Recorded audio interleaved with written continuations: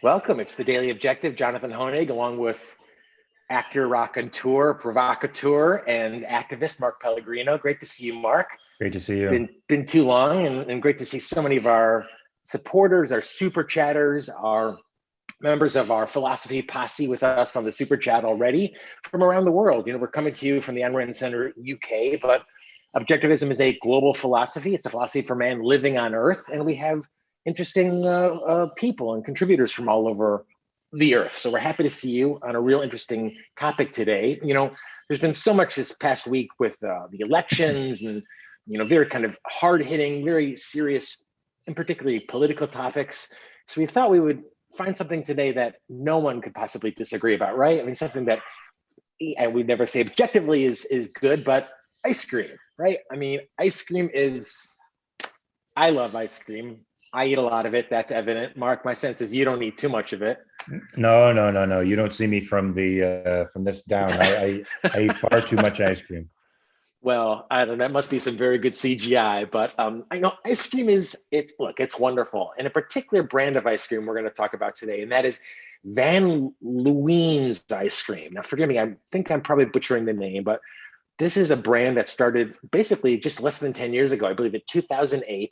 And if you look at some of this is make Haagen-Dazs look like, kitty litter. I mean, this is really super premium, very beautiful, amazing type of ice cream. And they started as a food truck, and they eventually have branched out now to 20 brick and mortars. So this is, a great American success story. And, at a time that so many businesses, especially brick and mortar businesses, I mean, my God, how difficult it is to pay rent anywhere, retail rent, especially in New York City or Brooklyn and some of these very high-end places. So at a time when we should be celebrating this, what is this business and many others now having to deal with? And that is, not the difficulty of, estimating demand, dealing with high commodity prices, business, but they're dealing with a gun, and that is government. Now, this business, Van Leeuwen Ice Cream, has been fined $12,000. Why? For ripping off the customers, for doing a bait and switch, for, putting arsenic in the gelato? No, because they don't permit people to pay in cash. They want people to pay in plastic and credit and debit. So they don't accept cash. So they don't hurt you if you don't have cash, but they won't accept it. They won't make that trade. So they've been fined $12,000.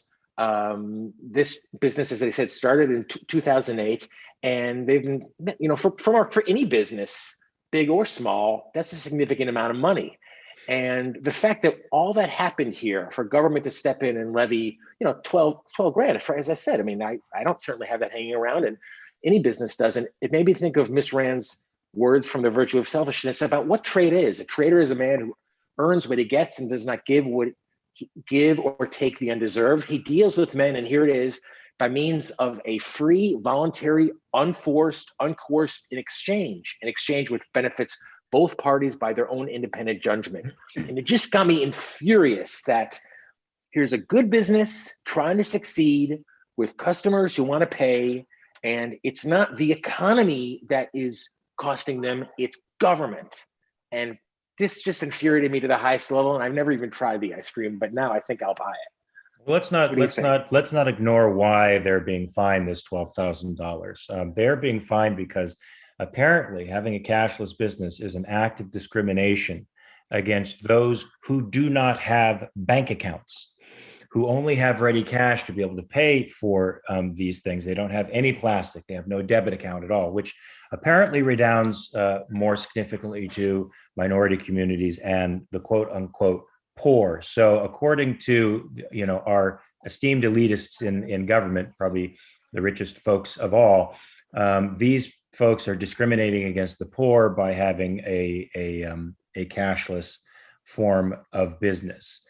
And so once again, what is being raised up as a value? This may sound bad for some people, but a non-value or a zero. We have to accommodate people who, for whatever reason, won't come into the fold and participate in society. Now, look, when I was younger and poor, you needed what, $100 to start a debit account. You can have a debit card and have a couple $100 in your account. It's not impossible. And Sure, you can have, and you can have a cash card, a Visa card with $5 on it. It's not an unattainable goal by any means to have, I mean, of plastic. And I'll just say, when I was a kid, Mark, you needed a blazer to get into the Russian tea room in New York City. They would not seat you if you didn't have evil. a blazer. But now they'd say, oh, you can't have that. Everyone is welcome at the Russian tea, even if you can have a blazer. Evil. God forbid you should have conditions for your property or want to do things your way. Yeah, gone are the days when two people got together and agreed to do business a particular way. Now you have to do business the way other people are telling you to do it. Well, I want to thank those who do business with us, because you trade with us your time and participating in our community. And more importantly, as I say, for keeping us here, your super chat dollars. We're bringing you hopefully our perspectives, but we're hopefully encouraging Miss Rand's perspectives on all these issues of the day, because she saw this. I don't like that prophetic term because it sounds kind of mystical, but she was writing about all these issues decades and decades ago. So thank you, Marilyn, who says, I love plastic. I do too. And that's the irony, Mark, is that so do the businesses. All this talk, and we're going to get into it, about what about the customers? There's no sense of the businesses. They're just here to serve. They're here to serve the public. So of course they're owned by the public, and who represents the public? Those magnanimous, altruist politicians who are going to suggest, i.e. point the gun at you, what you should be doing with your business and your life. Yeah, it's despicable. It's a moral inversion. I mean, I don't think we have to say it to the crowd who's watching us now, but if you own a business that's open to the public doesn't own you. You own the business. You set the conditions of your business, and then people agree with those conditions and come in, or they don't, and they don't solicit the product that you're selling. That's what free people do. And this is just flying in the face of all that, of course. Once again, for the altruistic value, for sacrifice of those who are worthy and productive and creative, for those who apparently aren't. And to even say that's what's happening today puts you on somebody's target as being an evil, disgusting, despicable fascist. What's interesting is that it's growing at a time even that in Europe, there's a preference and a move towards forcing electronic transfer. And because of kind of the interest in getting rid of anonymity, there's this strong, I don't know if it's altruist, if it's egalitarian.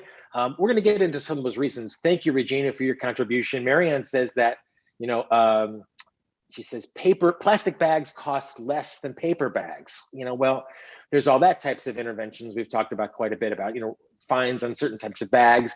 Allison asks, where's the outcry against businesses who don't accept checks? And welcome back, Mark. That's a great point as well. I mean, a lot of businesses won't accept checks, especially these days. You can print out any piece of paper.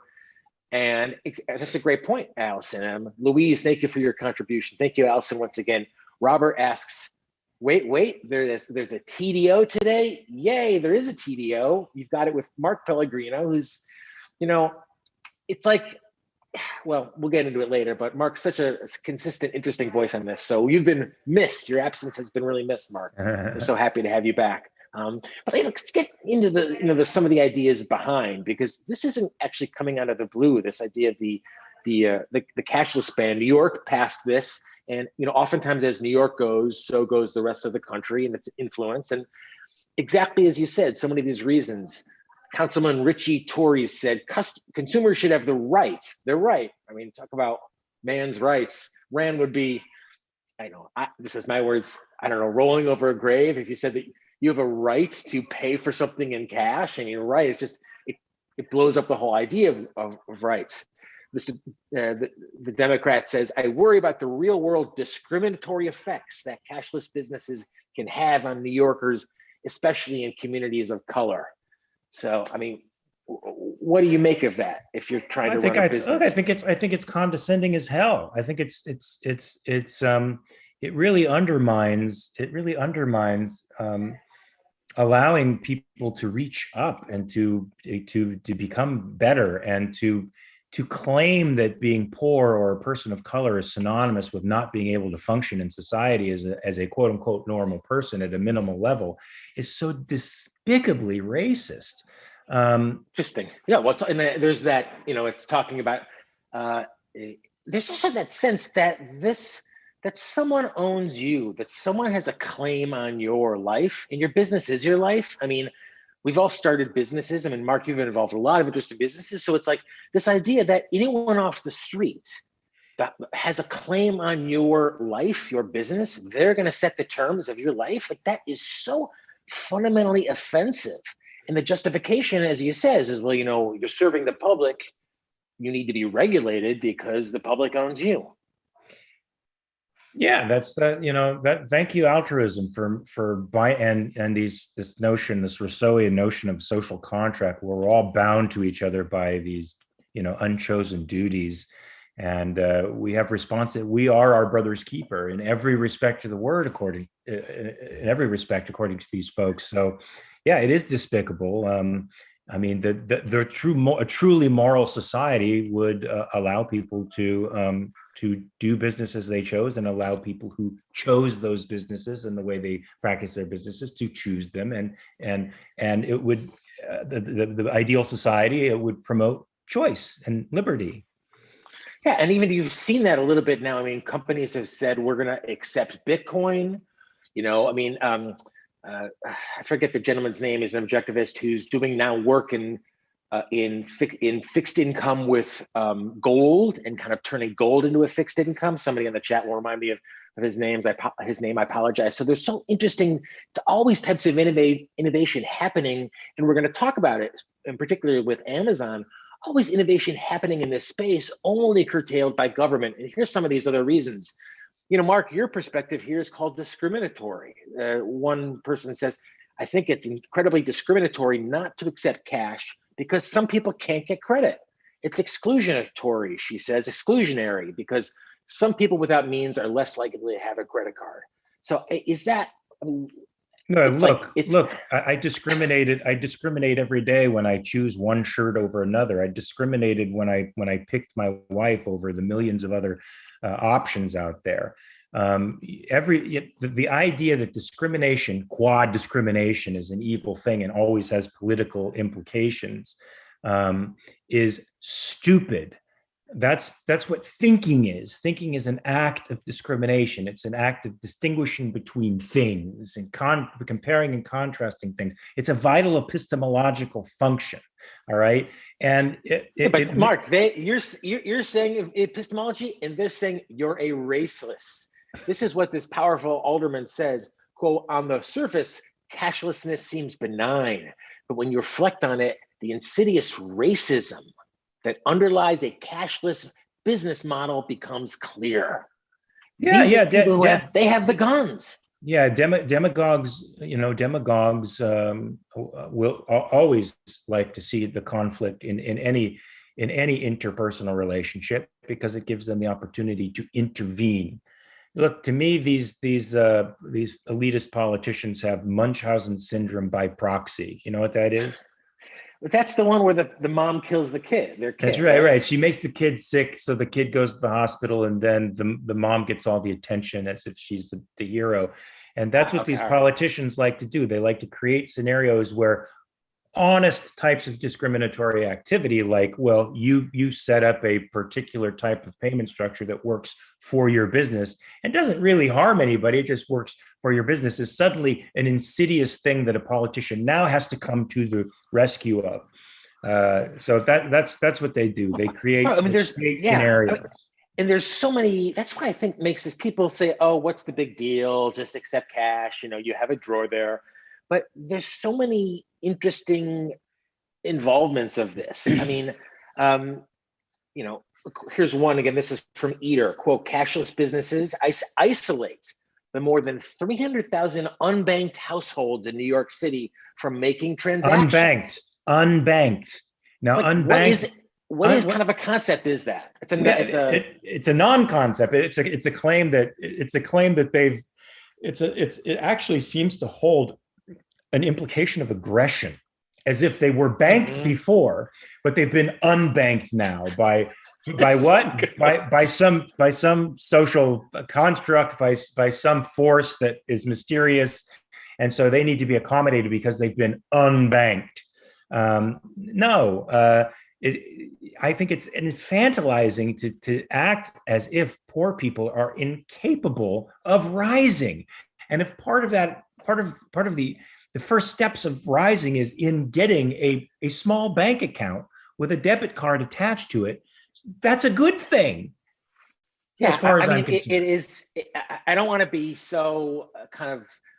At least in the States, you can basically panhandle for $10, then go to a store and get a Visa card with $10 on it. So this is not an inachievable thing where in the old days you had to write away and get references to get a credit card. I mean, this is a pretty low level bar for you, and so many benefits to it. First, I want to thank Marilyn, who points out that disposable plastic is crucial to sanitation in hospitals. Assuming a person can't get a debit card is demeaning and patronizing, exactly as you said. Phil, thank you for your contribution. Phil says, just out of interest and vaguely on topic, did either of you guys see Alex Epstein demolishing COP26 on GB News? What did you think? If so, I didn't see it, but Alex is always on topic, and we talked about some of his work. He's the expert on these things, so I'm glad to see he was out there. Yeah, it would be news if he didn't demolish somebody, as far as as far as I'm concerned. Yeah. Well, I mean, your point about kind of sacrifice for the lowest, or at least the lowest ability, I guess, in that sense. This is Alderman Ed Burke in Chicago. Quote, what do poor people do when they don't have access to credit or debit and can't use a buck, asks Chicago Alderman Ed Burke. In response to the rise of cashless restaurants, he introduced an ordinance last fall that would not allow restaurants and stores to go cashless. And again, bringing it back to Miss Rand for just a moment, because people say, "Oh, you guys are just right wingers." You know, this is Miss Rand's point: is that capitalism is a society of traders. This is me quoting her now, for which has been denounced by every would-be gunman who regards trade as selfish and conquest as noble. And isn't that it, Mark? I mean, they're saying that they're noble. They're getting in the middle. These politicians are getting in the middle of people who want to do business. And they're saying we're the noble ones, but they're the ones with the guns. They're the ones that are the conquestors. Well, right, they are, but they view the world in a very different way than we do. And it's made perfectly clear in the term unbanked. The universe is sort of a determined place. The universe of human beings is a determined place. You are set in this economic strata, not by your own will, but by forces that are working against you. And so rather than appeal to self-responsibility, say, what do these poor folks do that when these restaurants are cashless? Well, they go to the ones that aren't. That's what they do. And if they want to, raise their game, they work hard to get the types of materials that will enable them to patronize these other restaurants. That's what you do when you consider people more or less autonomous and agents and moral agents, as opposed to victims of circumstance, victims of a mechanical universe, and victims of a stratified social structure.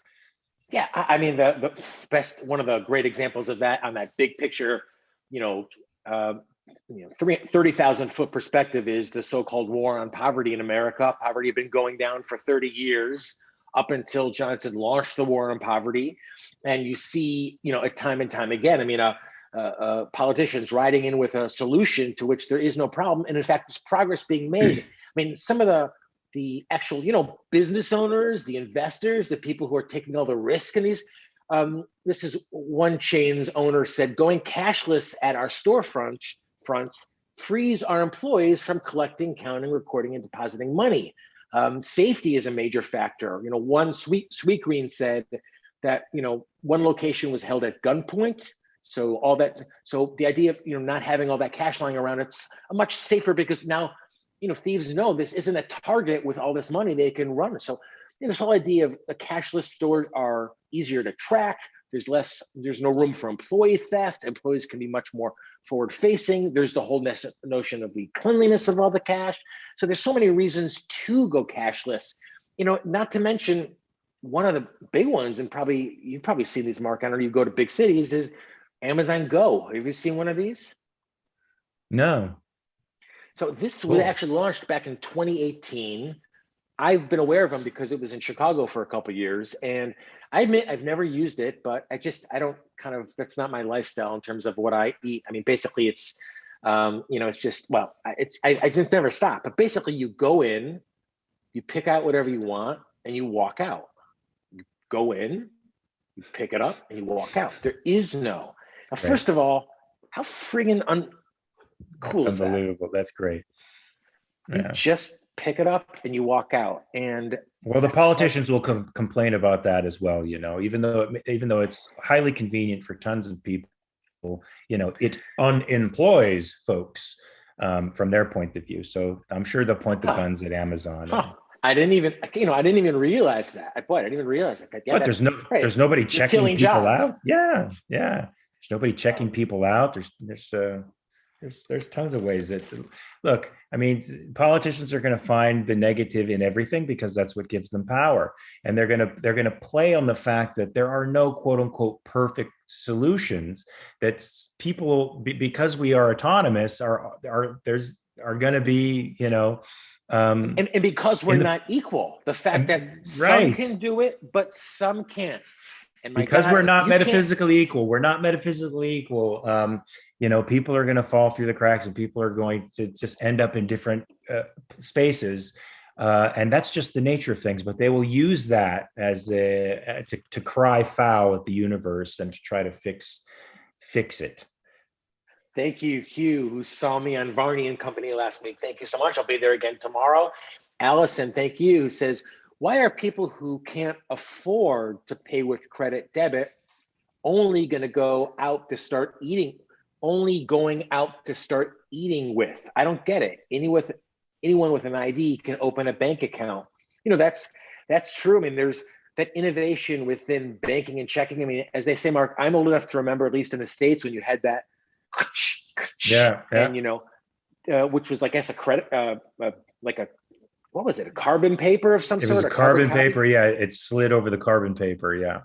But it's Bastiat, who the economist Mark always talk about what's seen and not seen. So when I think about the carbon paper versus now Amazon, and as you said, now what government is doing, of course, these cashless bans are hindering Amazon, and they have curtailed bans. In fact, now Amazon Go is going to be forced to accept cash in Philadelphia, in New Jersey. So there's this whole program. Amazon is now having to scale back. So basically, they're going to have everyday, normal, stupid corner bodega stores instead of so for a few years there, we saw the future, cashless stores, and now because of these bureaucrats, it's like a whole world won't be seen. Yeah, and that's what they do. That's what they do. They keep us from innovating. They keep us primitive. They keep us in a state of want and need. And I think we're done. I think we can claim our independence from the political class now. Haven't we seen over the past year and a half the kind of damage that they can do? I mean, but it's like people say, "Oh, we can't get the right to open business with lockdowns." You can't even have a business that doesn't accept cash, that only accepts plastic. It's not like you're saying I'm only going to accept palladium. You're saying I don't want to deal with cash. It's dangerous to have all this money around. My employees don't like it. There's questions of theft. The government's going to come in there and not just say it, but then to insult to injury, fine you. And I just find but remember, your needs and wants aren't important as long as you're serving the other. That's what matters. Yeah, that's why don't dismiss this, and don't Rand's famous quote about the thing. What you have to do is speak out. And I'm going to open or get a pint of this Van Leeuwen's ice cream, for one thing, because I've already eaten all the Haagen-Dazs, but also to kind of support these businesses and speak out against them, and saying that there's so many fundamental rights being violated here, more than anything, that idea. But Rand's, in my opinion, perspective of what trade is, that voluntary transaction, mutually beneficial, and what can get in the way other than government, as it has once again. And It's $12,000 here, $12,000 there, $15,000 here, fines for nothing. And you say, okay, well, maybe they collected $250,000 in fines. How many businesses, Mark, could you start for $250,000? You could start maybe 2 or 3 businesses, maybe 2 small. You could start something new. So that's what ultimately is so frustrating about me is that's what's not seen when government gets in there and F's everything up. Well, you articulated it perfectly, and I think by exactly what you said, people can see how parasitic government is. They siphon off all that good capital that could be used for really, really productive ventures to bring us further into the future and make life so much easier and cheaper for us. The political class makes it expensive and difficult to live. That's what they do. It is time to get rid of them. Well, and thank you too for your, I think, brave voice. This idea that, and I'm going to put in words. Thank you, Apollo, for your contribution. Apollo saying, keep it up. And who else but objectivists are saying, look, we have no obligation to serve anyone. Certainly not anyone who can't agree to this is my voice here, but my own terms or our terms. We know that trade is a voluntary beneficial act. And, Mark, I think your point off the top was very astute that, look, if someone can't get it together, in effect, I mean, let's go out on your point that we came in with, because it sounds so selfish. Ooh, selfish, but I think, is in fact aspirational. It says to people, you need to aspire to lift yourself up off the mat. And that certainly what America is about, what's a capitalism about. So lead us out on that point that you let us in with, if you would. Yeah, absolutely. Let's return to have a renaissance of aspirational living, where it is a positive, a good thing to look up and to look to the future, and to not enable the types of dependent behavior that we're seeing today, and to understand that we're independent beings.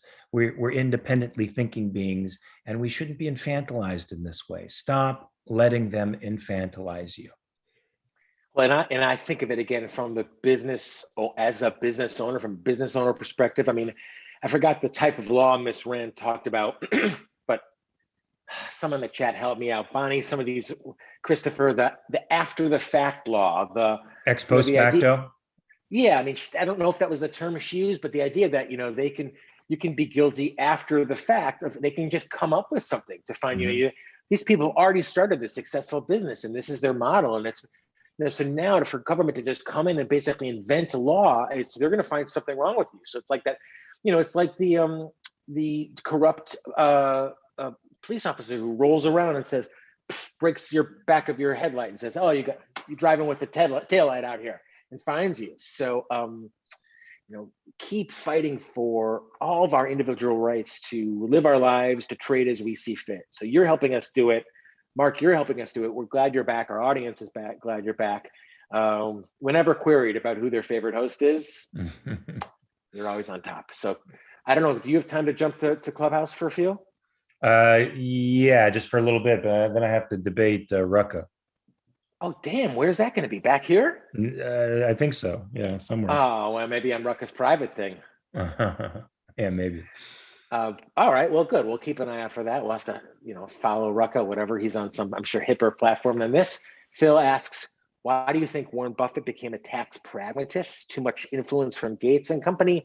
I haven't been following it, to be honest, whatever you're referring to, but I appreciate you for throwing us those £5 because you're helping us keep these objectivist perspectives. So I think it's a form of virtue signaling. That's my point of view. He wants to be in with the hip billionaires.